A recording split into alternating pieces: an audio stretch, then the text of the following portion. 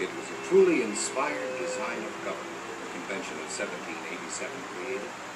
And yet, as many of the delegates were aware, it had one basic weakness. The Constitution was not explicit enough about the rights of individuals. Time and again in the state conventions to which the Constitution was submitted for approval, the need for additional safeguards was urged.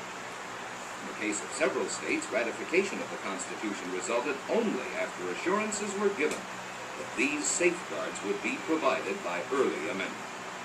This was the first order of business of the first session of the First Congress of the United States. In September of 1789, the Congress submitted to the states a group of proposed amendments which would protect and preserve certain fundamental rights of the people against encroachment by the newly created federal government.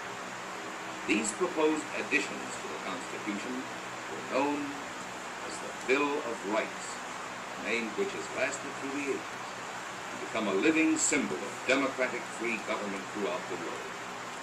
As ratified by the states, these are the first 10 amendments to the Constitution. Amendment 1.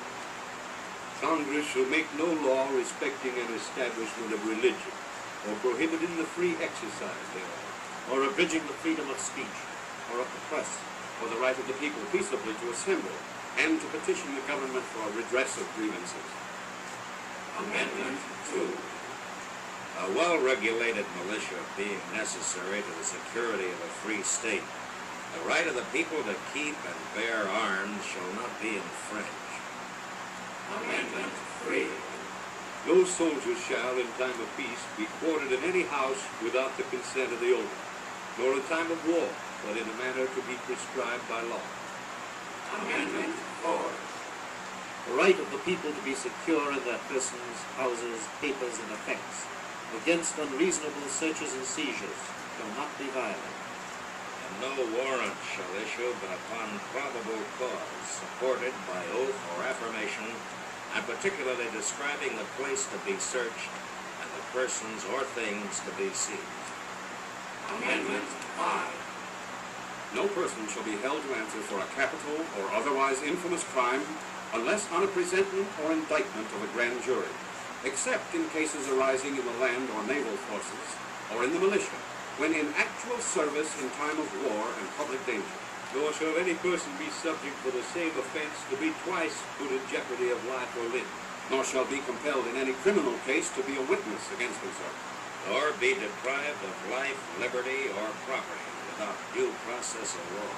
Nor shall private property be taken for public use without just compensation. Amendment 6. In all criminal prosecutions, the accused shall enjoy the right to a speedy and public trial by an impartial jury of the state and district wherein the crime shall have been committed, which districts shall have been previously ascertained by law, and to be informed of the nature and cause of the accusation. To be confronted with the witnesses against him. To have compulsory process for obtaining witnesses in his favor, and to have the assistance of counsel for his defense. Amendment 7. In suits at common law, where the value in controversy should exceed $20, the right of trial by jury shall be preserved, and no fact tried by a jury shall be otherwise re-examined in any court of the United States than according to the rules of common law. Amendment 8. Excessive bail shall not be required, nor excessive fines imposed, nor cruel and unusual punishments inflicted. Amendment 9.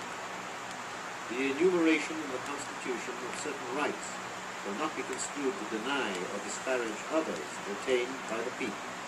Amendment 10. The powers not delegated to the United States by the Constitution, nor prohibited by it to the states, are reserved to the states respectively or to the people.